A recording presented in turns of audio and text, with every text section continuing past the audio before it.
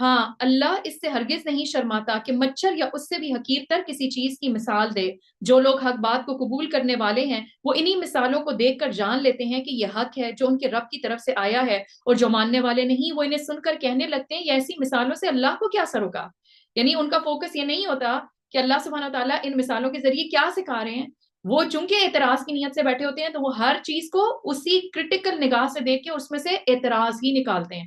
تو وہ اچھا اگر تمہارا اللہ اتنا ہی بڑا ہے اور یہ کلام اللہ کی طرف سے ہے جو رب العالمین ہے, تو اس کتاب میں یہ مچھر مکھی کی باتیں کیوں ہیں. تو انہوں نے اس طرح کے اعتراضات کیے جس کا اللہ نے یہ جواب دیا کہ اللہ اس بات سے ہرگز نہیں شرماتا کہ مچھر یا اس سے بھی حقیر تر چیز کی مثال بیان کرے. اور اللہ سبحانہ تعالیٰ نے کیا بتا دیا کہ یہی مثال ایک ہی ہوتی ہے, لیکن کچھ لوگ اس کو سن کر ان کے ایمان میں اضافہ ہوتا ہے اور کچھ لوگ بدبختی اور محروم ہی رہ جاتے ہیں. اللہ سبحانہ تعالیٰ فرماتے ہیں وہ انہیں سن کر کہنے لگتے ہیں کہ ایسی مثالوں سے اللہ کو کیا سروکار. اس طرح اللہ ایک ہی بات سے بہتوں کو گمراہی میں مبتلا کر دیتا ہے اور بہتوں کو راہ راست دکھا دیتا ہے, اور اس میں سے گمراہی میں وہ انہی کو مبتلا کرتا ہے جو فاسق ہیں. ٹھیک ہے, تو یہاں سے یہ بات پتہ چلتی ہے کہ وہی ہدایت والی بات کس کے لیے گمراہی کی بات بن جاتی ہے, فاسق لوگوں کے لیے. فسق کرنے والے کون ہیں وہ لوگ؟ اللہ سبحانہ و تعالیٰ اگلی آیت میں بتاتے ہیں یہ وہ لوگ ہیں جو اللہ کے عہد کو مضبوط باندھ لینے کے بعد توڑ دیتے ہیں. اللہ نے جسے جوڑنے کا حکم دیا اسے کاٹتے ہیں اور زمین میں فساد برپا کرتے ہیں. حقیقت میں یہی لوگ نقصان اٹھانے والے ہیں. تو یہ یاد رکھیں یہ سارے ایکشنز جس کو ہم سمجھتے ہیں کہ ہمارے پرسنل ایکشنز ہیں, یہ پرسنل ایکشنز نہیں رہتے. یہ چیزیں, یہ اعمال جب ہم اپنی زندگی میں ان کا شکار ہوتے ہیں, اس کا نتیجہ یہ نکلتا ہے کہ ہدایت والی بات ہی ہمیں گمراہ کر رہی ہوتی ہے. تو پھر یہ کس چیز پہ اکثر ہمارا یہ سوال ہوتا ہے نا کہ فلاں شخص نے اتنا قرآن پڑھا ہوا ہے پھر وہ یہ کام ایسے کیوں کرتا ہے. اس کا جواب ہے کہ ہر قرآن پڑھنے والے کو ایک لیول کی ہدایت نہیں ملتی. تو یہاں پہ کیا بتایا گیا کہ فاسق لوگ جو ہیں اصل میں یہ انہی کے ساتھ ہوتا ہے کہ وہ انہی چیزوں سے جن سے ہدایت لینی چاہیے ان سے گمراہ ہو جاتے ہیں. تو اللہ کے عہد کو مضبوط باندھ لینے کے بعد, چاہے وہ ہمارا عہد لا الہ الا اللہ اور اس کی عبادت اور اطاعت کی صورت میں ہے, اور یا پھر کوئی بھی منت نظر نیاز جو بھی ہم نے اس کا نام لے کر کوئی بھی کمٹمنٹ کی ہو, وہ سب اس کے اندر آتے ہیں. اور پھر اللہ نے جسے جوڑنے کا حکم دیا, یعنی سب سے پہلے اللہ کا حق یہاں پہ بھی آیا, اور پھر اس کے بندوں کے ساتھ معاملات اور تعلقات. اللہ نے کس چیز کو جوڑنے کا حکم دیا ہے؟ صلہ رحمی, رشتوں کو جوڑنے کا حکم. تو جن کو رب نے جوڑنے کا حکم دیا ان کو کاٹ دیتے ہیں. We cannot get away with this. Let's make it clear from the beginning. اور وہی بات کہ اس قال له ربه اسلم قال اسلمت لرب العالمین. جب رب نے کہہ دیا کہ فرمانبردار ہو جاؤ تو اس نے کہا کہ میں رب العالمین کے لیے فرمانبردار. سمعنا واطعنا. اگر ہم اس نیت کے ساتھ بیٹھیں گے پھر مشکل باتیں, کیونکہ رشتوں کو جوڑنے والی بات بہت بھاری بات ہے, آسان نہیں ہے, اور یہ اللہ کو بھی معلوم تھا. اسی لیے اللہ سبحانہ وتعالیٰ نے یہ حکم دیا کہ رشتوں کو جوڑ کے رکھنا ہے. اور جب انسان ان دو چیزوں میں کمی کرتا ہے, ٹھیک ہے, کہ اللہ کے ساتھ جو باندھا ہوا جو عہد ہے اس کو توڑ دینا, یا پھر جن رشتوں کو جوڑنے کا حکم ہے ان کو کاٹ دینا, اس کا نتیجہ اس کے سوا کچھ نہیں ہوتا کہ زمین میں فساد ہوتا ہے. ٹھیک ہے, آپ دیکھ لیں کہ اس کی وجہ سے کتنی بے سکونی اور بے چینی ہے. اگر آپ ہر بے سکونی اور یہ جو بے چینی ہے اس کی جڑ جا کے دیکھیں, یہی دو چیزیں ہیں, اللہ کے احکامات کی خلاف ورزی اور رشتہ داریوں کو کاٹنا. یہی وجہ ہے کہ آج گھر گھر پریشان ہے, ہر فیملی میں پریشانی ہے, بہن کو بھائی سے, بھائی کو بہن سے, اور ہر گھر میں, یو نیم اٹ. اور لوگ کس طرح کی پریشانیوں میں جی رہے ہیں, اور بات جیسی بات نہیں ہوتی, بہت معمولی چیزیں ہوتی ہیں. تو اپنے آپ کو ان چیزوں سے اوپر اٹھا کے اللہ کی محبت میں, اللہ کی خاطر رشتوں کو جوڑ کے رکھنا. جہاں ہم حقوق اللہ ادا کر رہے ہیں وہیں اپنے حقوق العباد کے فرائض کو بھی امپورٹنس دینا. اور زمین میں فساد بیسیکلی ان دو چیزوں کے نتیجے میں ہوتا ہے. تو اللہ سبحانہ وتعالیٰ کیا فرماتے ہیں, حقیقت میں یہی لوگ نقصان اٹھانے والے ہیں. تو اگر تو ہم اس نقصان سے بچنا چاہتے ہیں, کیونکہ اللہ کی طرف سے اولئک هم الخاسرون, یہ نقصان دہ چیزیں ہیں, کتنی اللہ نے کلیئر کر دی ہیں, پھر بھی ہم اپنے آپ کو ان چیزوں سے پاک صاف نہیں کرتے, اپنی جان نہیں چھڑاتے ان چیزوں سے. اللہ سبحانہ و تعالیٰ فرماتے ہیں تم اللہ کے ساتھ کفر کا رویہ کیسے اختیار کرتے ہو حالانکہ تم بے جان تھے، اس نے تم کو زندگی عطا کی، پھر وہی تمہاری جان سلب کرے گا، پھر وہی تمہیں دوبارہ زندگی عطا کرے گا، پھر اسی کی طرف تمہیں پلٹ کر جانا ہے۔ وہی تو ہے جس نے تمہارے لیے زمین کی ساری چیزیں پیدا کی، پھر اوپر کی طرف توجہ فرمائی اور 7 آسمان استوار کیے، اور وہ ہر چیز کا علم رکھنے والا ہے، ہر چیز کا علم رکھنے والا ہے۔ سبحان اللہ۔ آپ دیکھیں ہماری نیت کیا ہے، ہماری سوچ کیا ہے، ہمارے ارادے کیا ہیں۔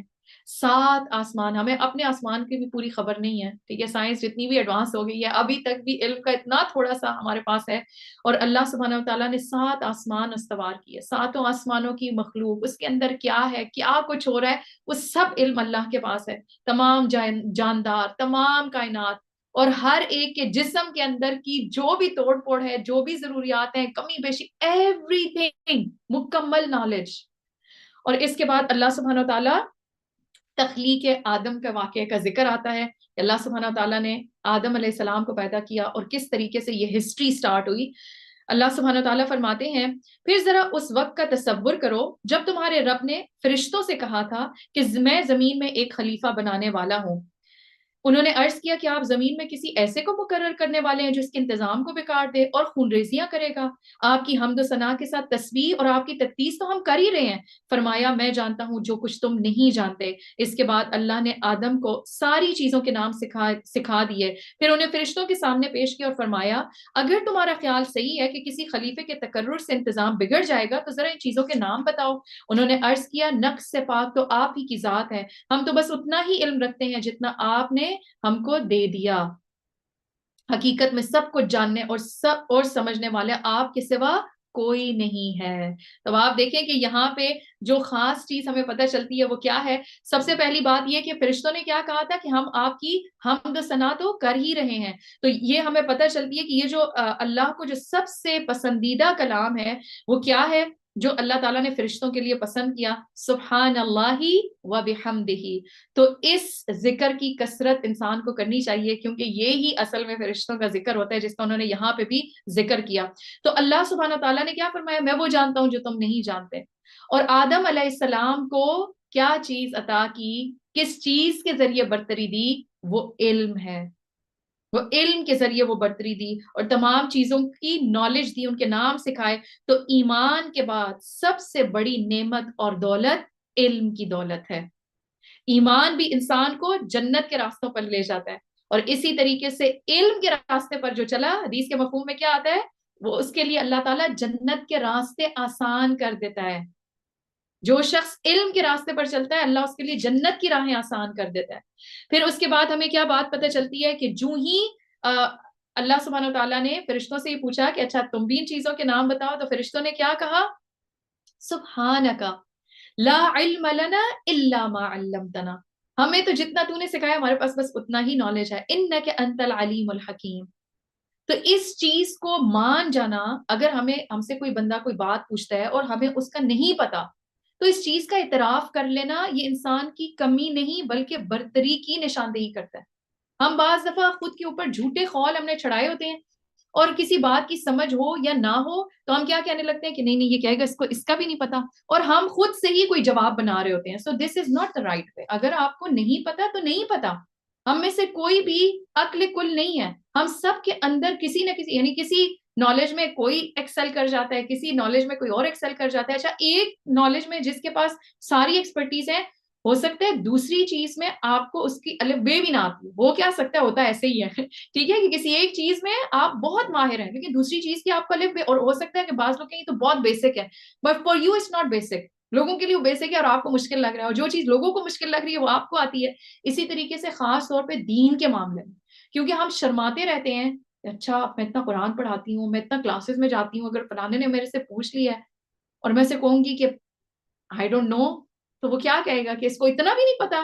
نہیں، آپ نے اس چیز کے اندر نہیں آنا بلکہ فرشتوں کے سمل کو یاد رکھنا ہے، اور وہ کیا ہے، سبحانک لا علم لنا الا ما علمتنا۔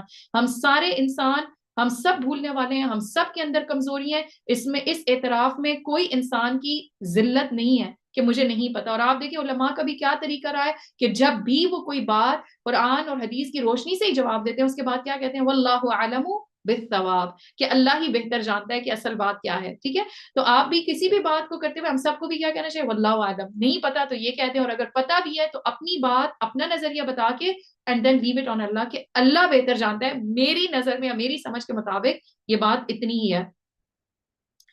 آگے اللہ سبحانہ و تعالیٰ فرماتے ہیں, حقیقت میں پھر اللہ نے آدم علیہ السلام سے کہا تم انہیں ان چیزوں کے نام بتاؤ. جب اس نے ان کو ان سب کے نام بتا دیے تو اللہ تعالیٰ نے فرمایا میں نے تم سے کہا نہ تھا کہ میں آسمانوں اور زمین کی وہ ساری حقیقتیں جانتا ہوں جو تم سے مخفی ہیں, جو کچھ تم ظاہر کرتے ہو وہ بھی مجھے معلوم ہے, اور جو کچھ تم چھپاتے ہو اسے بھی میں جانتا ہوں.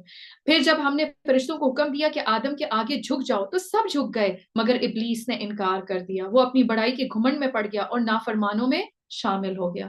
اب آپ دیکھیں, ابلیس جو کہ اپنی عبادت کی کثرت کی وجہ سے فرشتوں کے ساتھ اس کا اٹھنا بیٹھنا تھا, اس کثرت عبادت نے اس کو اس جگہ پہ فائدہ نہ دیا.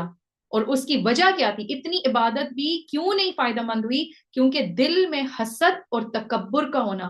تو یہ دو چیزیں انسان کی بہت ساری عبادتوں کو بھی ضائع کرنے کے باعث بن جاتی ہیں, کیونکہ اگر یہ دل میں موجود ہے, ایک ایسی چیز سامنے آئے گی اور انسان وہ ساری عبادتیں, سالوں کی محنت کو ضائع کر دے گا. اور یہی معاملہ ابلیس کے ساتھ ہوا. پھر ہم نے آدم سے کہا کہ تم اور تمہاری بیوی دونوں جنت میں رہو اور یہاں بفراغت جو چاہے کھاؤ, مگر اس درخت کا رخ نہ کرنا ورنہ ظالموں میں شمار ہو جائے گا تمہارا. آخر کار شیطان نے ان دونوں کو اس درخت کی ترغیب دے کر ہمارے حکم کی پیروی سے ہٹا دیا اور انہیں اس حالت سے نکلوا کر چھوڑا جس میں وہ تھے. ہم نے حکم دیا کہ اب تم سب یہاں سے اتر جاؤ, تم ایک دوسرے کے دشمن ہو اور تمہیں خاص وقت تک زمین میں ٹھہرنا اور وہیں گزر بسر کرنا ہے. اب آپ دیکھیں یہاں پہ کیا ان کو انسٹرکشن تھی, وَلَا تَقْرَبَا, یعنی خوب کھاؤ پیو, ساری چیزوں کی اجازت تھی, لیکن روک ایک چیز سے تھی. اور اس چیز سے روک اس کو کس طریقے سے کہا گیا, this word is very important, وَلَا تَقْرَبَا, اس کے قریب نہ جانا. تو آپ دیکھیں کہ یہ چیز بڑی امپورٹنٹ ہے کہ گناہوں کے انسان کو قریب, اور اس کی وجہ کیا ہے, کیونکہ آپ جس چیز کے جتنے زیادہ قریب ہو جائیں گے اتنا ہی بریکس فیل ہونے کا زیادہ چانسز ہے نا.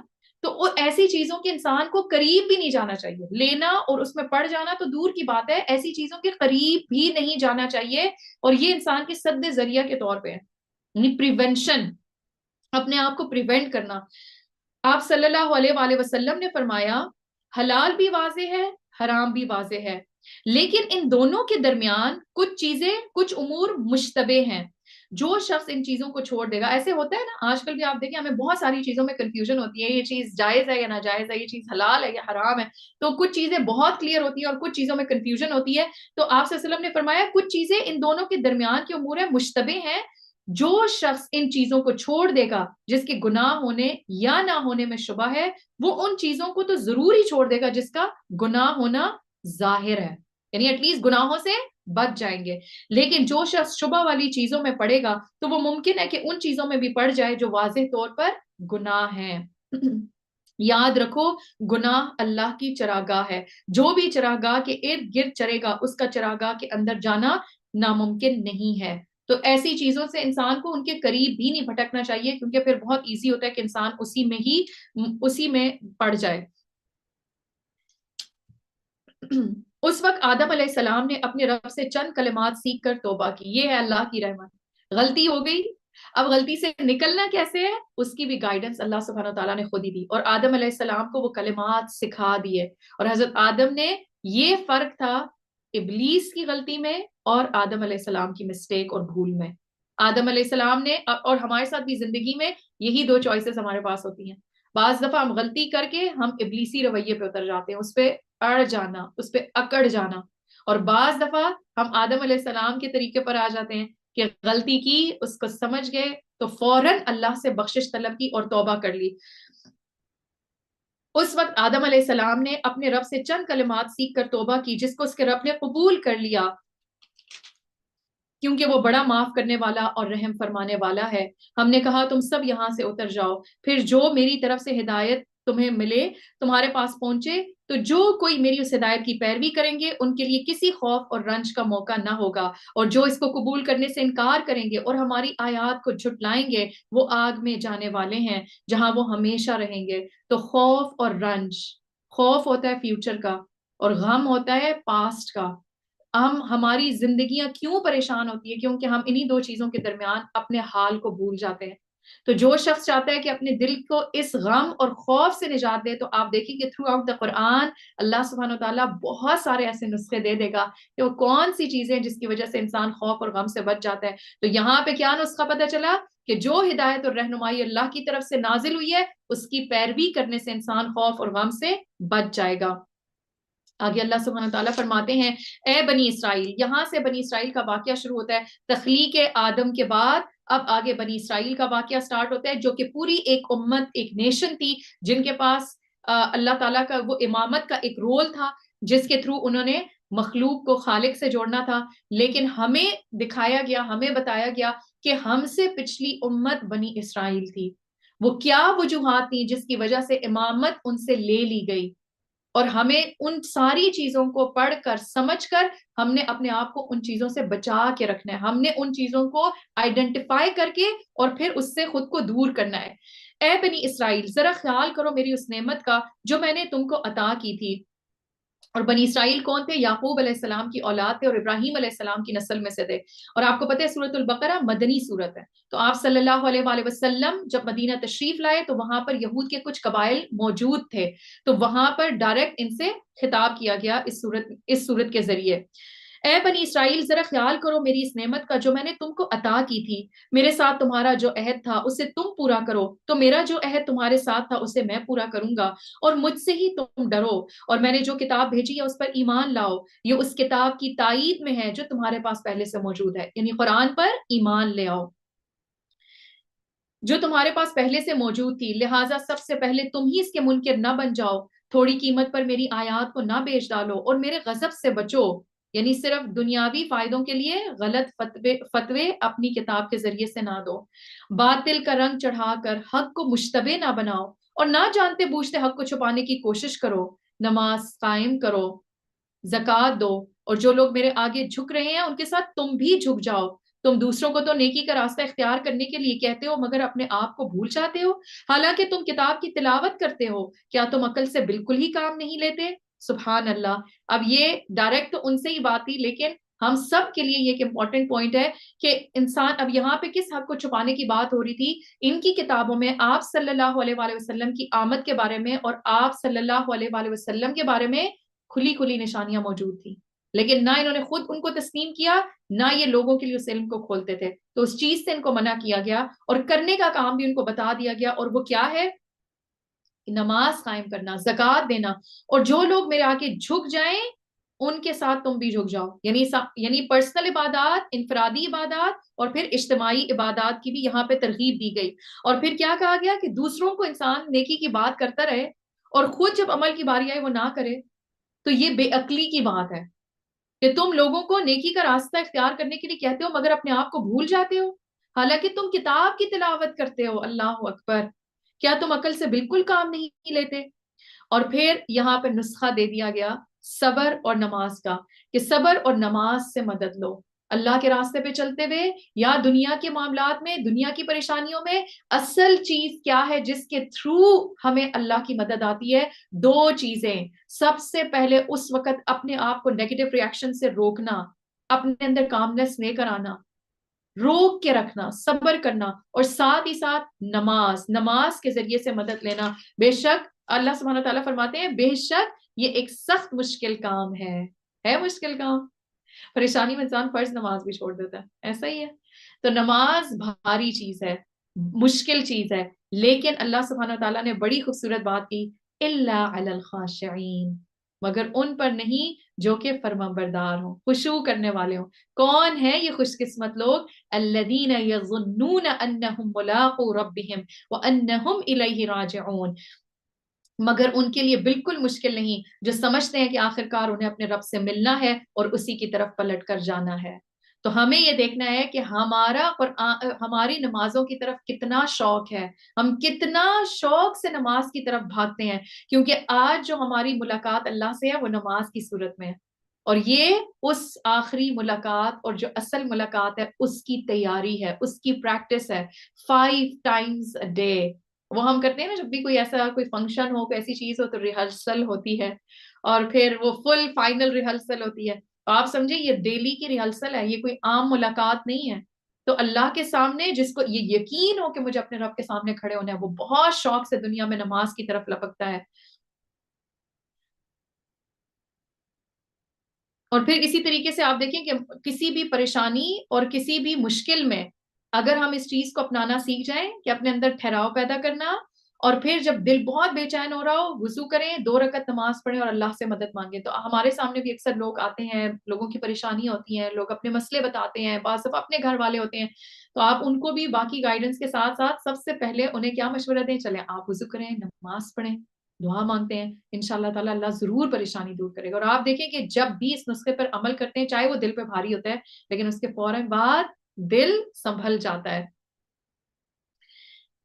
اے بنی اسرائیل، یاد کرو میری اس نعمت کو جس سے میں نے تمہیں نوازا تھا، اور اس بات کو کہ میں نے تمہیں دنیا کی ساری قوموں پر فضیلت عطا کی تھی. اور ڈرو اس دن سے جب کوئی کسی کے ذرا کام نہ آئے گا، اور نہ کسی کی طرف سے سفارش قبول ہوگی، اور نہ کسی کو فدیہ لے کر چھوڑا جائے گا، اور نہ مجرموں کو کہیں سے کوئی مدد مل سکے گی.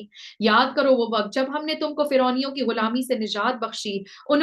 انہوں نے تمہیں سخت عذاب میں مبتلا کر رکھا تھا، تمہارے لڑکوں کو ذبح کرتے تھے اور تمہاری لڑکیوں کو زندہ رہنے دیتے تھے، اور اس حالت میں تمہارے رب کی طرف سے تمہاری بڑی آزمائش تھی. اس سے کیا بات پتہ چلتی ہے؟ کر فرعونی رہے تھے، لیکن اصل میں یہ آزمائش اللہ کی طرف سے تھی.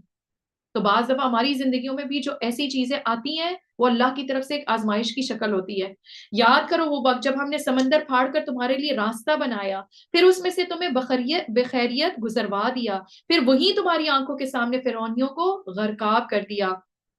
یاد کرو جب ہم نے موسیٰ علیہ السلام کو 40 شبانہ روز کی قرارداد پر بلایا، تو اس کے پیچھے تم بچڑے کو اپنا معبود بنا بیٹھے. اس وقت تم نے بڑی زیادتی کی تھی، مگر اس پر بھی ہم نے تمہیں معاف کر دیا. شاید کہ اب تم شکر گزار بنو. یاد کرو کہ ٹھیک اس وقت جب تم یہ ظلم کر رہے تھے، ہم نے موسیٰ علیہ السلام کو کتاب اور فرقان عطا کی تاکہ تم اس کے ذریعے سے سیدھا راستہ پا سکو. یہاں سے کیا بات پتہ چلتی ہے؟ کہ کتاب کے ہی ذریعے انسان ہدایت تک پہنچ سکتا ہے. تو خود ساختہ طریقے شرک اور بدعات سے روکنے کا اگر کوئی راستہ ہے اور درست راستہ ہے، وہ کیا ہے؟ کتاب، اللہ کا کلام.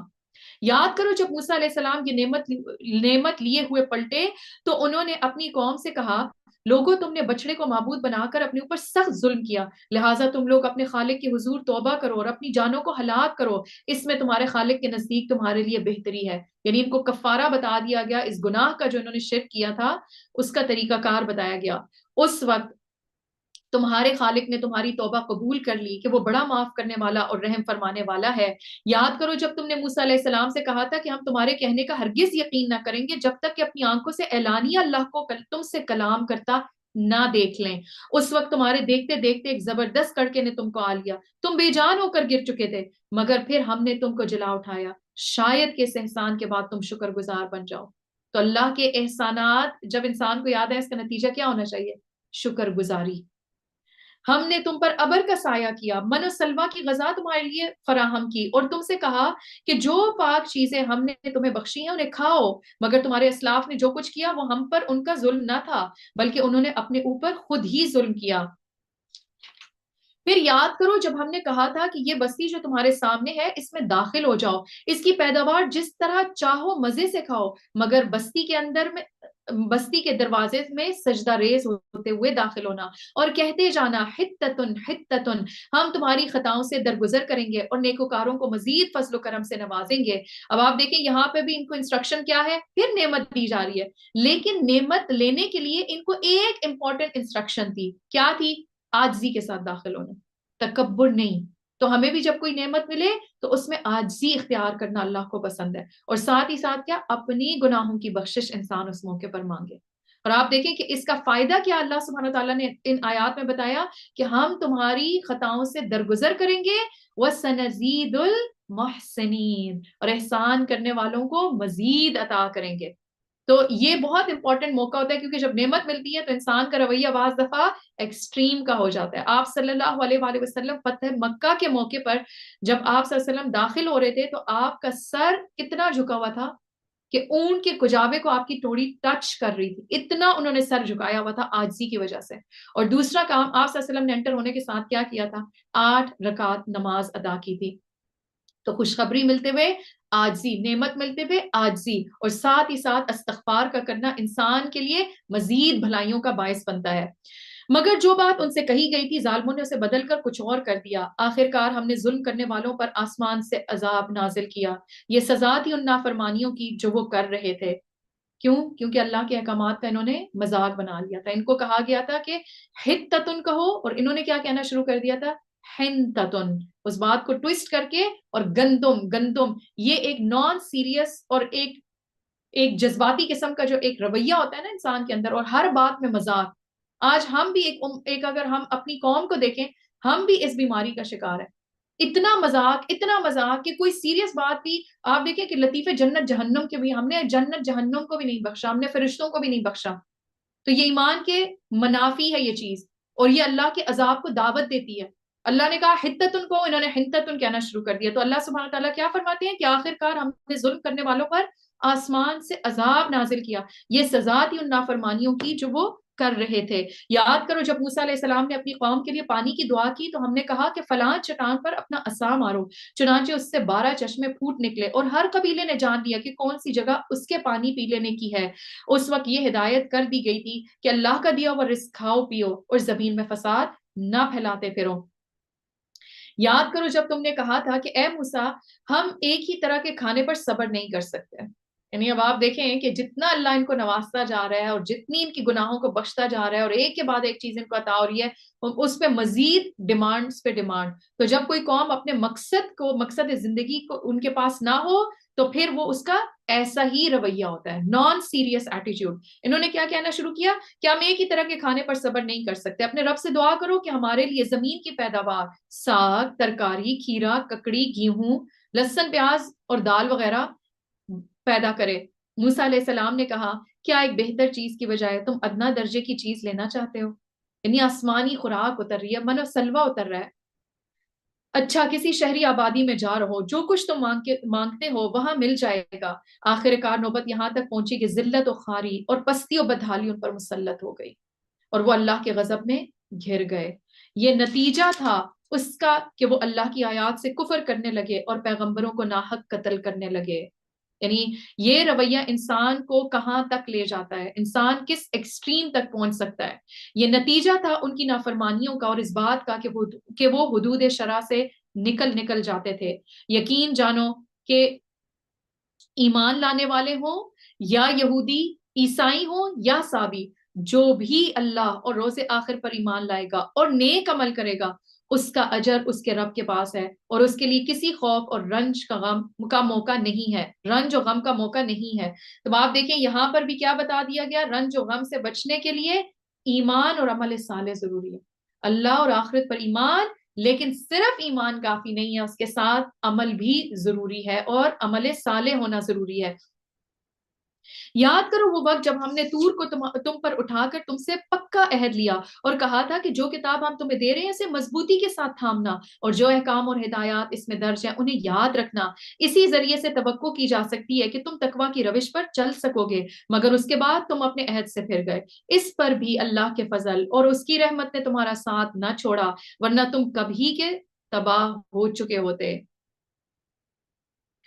پھر تمہیں اپنی قوم کے ان لوگوں کا قصہ تو معلوم ہی ہے جنہوں نے سب کا قانون توڑا تھا۔ ہم نے انہیں کہہ دیا کہ بندر بن جاؤ اور اس حال میں رہو کہ ہر طرف سے تم پر دھتکار اور پھٹکار پڑے۔ یعنی ان کے اوپر جیسے ہم مسلمانوں کے لیے جمعے کا دن ہے، خاص مخصوص کیا گیا ہے عبادت کے لیے، لیکن ہمارے لیے خاص جمعے کا ایک وقت ہے۔ جمعے کے وقت کے بعد پھر ہمیں اجازت ہے کہ تجارت کے لیے ہم نکل سکتے ہیں یا باقی کاموں کے لیے، لیکن ان کے لیے کون سا دن تھا؟ ہفتے کا دن تھا، اور وہ پورا دن وہ دنیاوی تجارت نہیں کر سکتے تھے۔ لیکن انہوں نے کیا کیا اس معاملے کو؟ انہوں نے اس میں ہیلہ سازی کر دی، اللہ کے احکام کو بدل دیا، اور اس کو کیا کیا کہ وہ چونکہ مچھلیاں پکڑتے تھے تو مچھلیاں اللہ کی طرف سے ایز اے ٹیسٹ ہفتے کے دن ہی زیادہ ابھر کر سامنے آتی تھی، اور یہ چیز ان کی کمزوری بن گئی، اور انہوں نے اللہ کے احکام کو نہیں مانا اور اس میں کمزوری دکھائی، اور اس میں کیا کیا، اس کو ٹویسٹ کر کے جمعے کے دن جال ڈال دیتے تھے، ہفتے کے دن رہنے دیتے تھے، اور اتوار کو نکال لیتے تھے۔ تو کیا سمجھتے تھے؟ Now we are safe. ایسے ہی بہت سارے کام آج ہم مسلم لوگ بھی، مسلمان امت بھی ان چیزوں کا شکار ہے کہ ہم اپنے آپ کو بڑے کلیور سمجھتے ہیں اور اللہ کے احکامات کی کھلی خلاف ورزی کر کے ट्विस्ट उसको करके और हम समझते हैं वी आर सेफ, दुनिया भी रह गई और दीन भी रह गया। तब आप देखें कि इसका क्या नतीजा निकलता है। अल्लाह सुब्हानहू व तआला फरमाते हैं हमने कह दिया कि बंदर हो जाओ और इस हाल में रहो कि हर तरफ से तुम पर धुतकार फिटकार पड़े। ये अल्लाह की पनिशमेंट थी। इस तरह हमने उनको उनके अंजाम को उस जमाने के लोगों और बाद की आने वाली नस्लों के लिए इबरत और डरने वालों के लिए नसीहत बनाकर छोड़ दिया। वमौइज़तल लिलमुत्तकीन, तो तकवा वाले कौन होते हैं कि जब किसी और का भी मामला हो तो वो उससे अपने लिए सबक लेते हैं। वो सिर्फ गॉसिप करके नहीं छोड़ देते बल्कि अपने अमल की फिक्र करते हैं। फिर वो वाकया याद करो जब मूसा अलैहिस्सलाम ने अपनी कौम से कहा कि अल्लाह तुम्हें एक गाय ज़िबा करने का हुक्म देता है, कहने लगे क्या तुम हमसे मजाक करते हो। यहाँ आप देखें कि ये ऐसे लोगों के साथ रह रहे थे जहां पे लोग गाय की पूजा करते थे, इनके अंदर भी वो मोहब्बत डेवलप हो गई। तो अल्लाह सुब्हानहू व तआला बंदों को उनकी महबूब चीजों के जरिए ही आजमाता है। ठीक है, तो जब हम अल्लाह की तरफ आते हैं तो जो चीज हमारी कमजोरी और वीकनेस होती है, इस रास्ते की रुकावट होती है, अल्लाह सुब्हानहू व तआला इम्तिहान वहीं से लेते हैं। तो फिर आप देखिए याकूब अलैहिस्सलाम का इम्तिहान यूसुफ अलैहिस्सलाम के जरिए से था, क्योंकि वो उनकी सबसे ज्यादा महबूब चीज थी। और इसकी वजह क्या होती है, ताकि हम इस मोहब्बत में इतने ना खो जाएं कि अल्लाह को ही भूल जाएं।